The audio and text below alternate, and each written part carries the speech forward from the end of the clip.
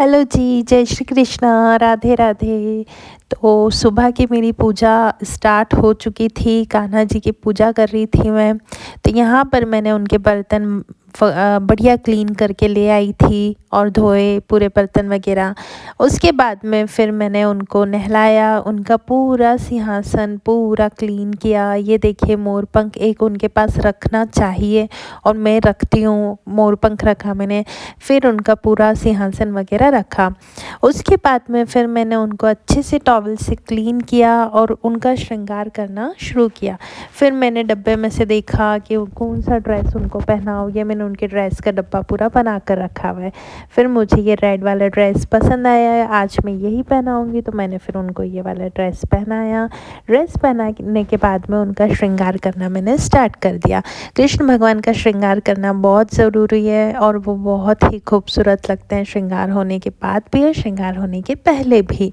तो श्रृंगार करना मैंने स्टार्ट किया तो सबसे पहले मैंने उनको उनकी फेवरेट बाँसुरी दी, और बाँसुरी तो कृष्ण भगवान की बहुत प्रिय है, ये आप सभी को पता है। फिर मैंने उनको हार पहनाया, नेकलेस पहनाया और उनका मुकुट लगाया। मुकुट लगाने के बाद में उनको दिए मैंने खिलौने। खिलौने तो देना बहुत ज़रूरी है क्योंकि लाला है, छोटे से कृष्ण भगवान हैं और उनको खेलना भी बहुत पसंद है, तो उनके पास में खिलौने आप ज़रूर रखें। अगर आपके घर में कृष्ण भगवान हैं तो उनके पास में खिलौने ज़रूर रखा करें। अब हो चुका था मेरा मेकअप भगवान का, तो मैंने उतारी उनकी नज़र और फिर लगाया उनके पास में पंखे।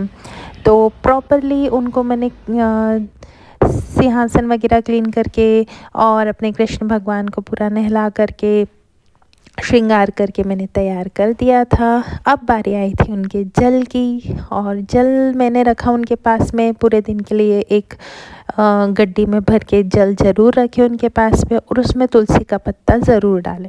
तुलसी का पत्ता डालने से कृष्ण भगवान बहुत जल्दी हर चीज़ ग्रहण करते हैं। अगर आप उनको भोग लगा रहे हैं तो उसमें तुलसी का पत्ता डालना ना भूलें। एक तुलसी का पत्ता आप उनके पास में भी ज़रूर रखें और उनकी हर खाने पीने की चीज़ में तुलसी का पत्ता डालें, ज़रूर डालें। अब मैंने एक जल उनके पास में रख दिया था, खिलौने उनके पास में रख दिए थे। पूरे दिन की व्यवस्था उनकी करके रखनी पड़ती है। उसके बाद में आई थी बारी प्रसाद की। अब वो आपकी इच्छा है, आपको क्या प्रसाद चढ़ाना है या आपके ऊपर है। तो मैंने आज चढ़ाया था चॉकलेट, और चॉकलेट का प्रसाद चढ़ा दो, मिश्री का चढ़ा दो, माखन मिश्री का चढ़ा दो। अगर आपके घर में लहसुन बन रही है, प्याज बन रही है, तो फिर आप भगवान को वो सब्ज़ी का भोग मत लगाइएगा। फिर मैंने आप यहाँ पर चढ़ाई थी भगवान को एक टॉफ़ी अल्पेनलिबे, तो उसमें मैंने तुलसी जी का पत्ता रखा ताकि कृष्ण भगवान उसको ग्रहण करें। तुलसी जी का पत्ता रखने के लिए मतलब रखने के बाद में भगवान बहुत जल्दी हर चीज़ हमारी ग्रहण करते हैं, भोग लगाते हैं। और तुलसी जी क्यों ज़रूरी है उनके पास में, ये भी मैंने वीडियो बनाई है, तो आप मेरे चैनल पे जाके देखिएगा। उसके बाद में एक तुलसी जी का पत्ता आप कृष्ण भगवान के पास में ज़रूर रखिएगा, क्योंकि वो तुलसी जी सबको पता है कितना ज़्यादा कृष्ण भगवान को पसंद है। तो एक तुलसी का पत्ता कृष्ण भगवान के पास में ज़रूर ज़रूर ज़रूर रखना चाहिए। अब यहाँ पर लाला कृष्ण भगवान बिल्कुल तैयार थे। आप सब भी दर्शन कर लीजिए, आप सबको ब्लेसिंग्स देने के लिए वो रेडी हैं। तो आप सब भगवान के दर्शन कीजिए। अब बारी आ गई थी यहाँ पर उनके लिए पूरा दिन के लिए कुछ उनके पास रखने के लिए। तो मैं आपको एक बात बताती हूँ, आप एक छोटी सी डब्बी लेना और उसमें कुछ भी खाने का रखना, वो चाहे माखन हो, मिश्री हो, चॉकलेट हो, जो भी मतलब जो भी आपको रखना हो वो आप रखिएगा। मिठाई रख दीजिए, और जो चीज़ भी रखें उसमें एक तुलसी का पत्ता ज़रूर रखें, और वो डब्बी पैक करके पूरा दिन के लिए आप कृष्ण भगवान के पास में रख दीजिए। भगवान के पास में एक डब्बी में कुछ भी थोड़ा बहुत रखना चाहिए, क्योंकि पूरा दिन के लिए हमें उनके पास में ये चीज़ रखनी चाहिए, क्योंकि उनको भूख लगती है। ऑब्वियस सी बात है, हमें भूख लगती है तो उनको भी लगती होगी। तो ये मैं आपको बता रही हूँ, अगर आपके घर में मंदिर है तो आप छोटी सी डब्बी में कुछ रखिए, उसमें तुलसी जी का पत्ता रखिए और वो चीज़ भगवान के पास में ज़रूर रखिएगा। वो डब्बी उनके पास में ही रखी रहने दें। और जब आप नेक्स्ट डे भगवान जी का श्रृंगार करते हैं, भगवान जी को नहलाते हैं, तो वो डब्बी में फिर आप उनका खाना चेंज कर दीजिए।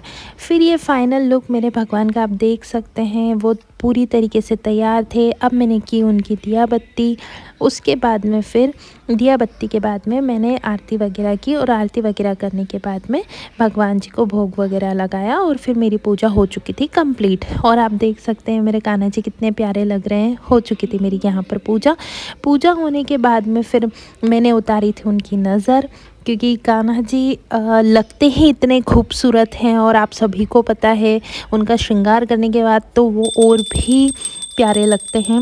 यहाँ पर मेरी पूजा हो चुकी थी।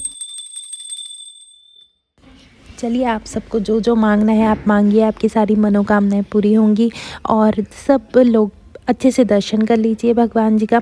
अब देखिए, अब हो चुका था नून का टाइम, तो नून में मैं उनको उनकी ज्वेलरी वगैरह, उनके मुकुट वगैरह उतार करके, और अभी बहुत ज़्यादा ठंड है तो ठंड में मैं उनको ब्लैंकेट उड़ा करके और दिन में थोड़ी देर उनको रेस्ट करवाती हूँ। अगर आपको मेरे कृष्ण भगवान का मॉर्निंग रूटीन पसंद आया हो तो please like, share and subscribe. जय श्री कृष्णा, राधे राधे।